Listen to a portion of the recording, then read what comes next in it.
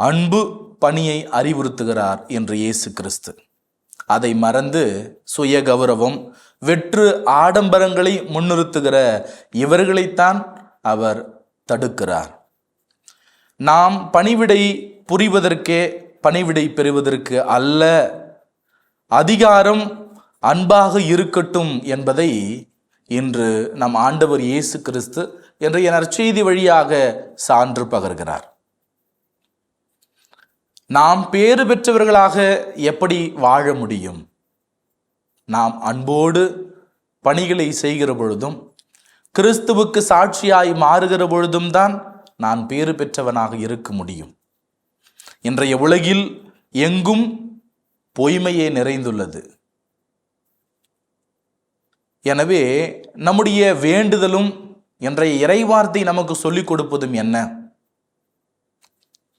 பொய்மையிலிருந்து உண்மைக்கும், இருளிலிருந்து ஒளிக்கும், சாவிலிருந்து வாழ்வுக்கும் என்னுடைய வாழ்வு மாற்றப்பட வேண்டும். அப்படி என்னுடைய வாழ்வு மாற்றம் பெறுகிற பொழுது நாம் கிறிஸ்துவுக்குள் முழுமையாக இணைகிறோம். ஆக நம்மையே நாம் உயர்த்தி கொள்ள இந்த வாழ்வியல் சிந்தனையை அடிப்படையாக வைத்துக் கொள்வோம்.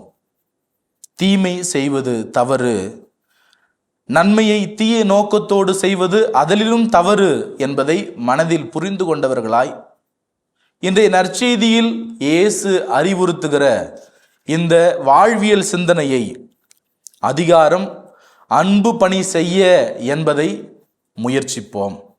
ஆழ்ந்த மனதிலே நாம் பதிய வைப்போம்.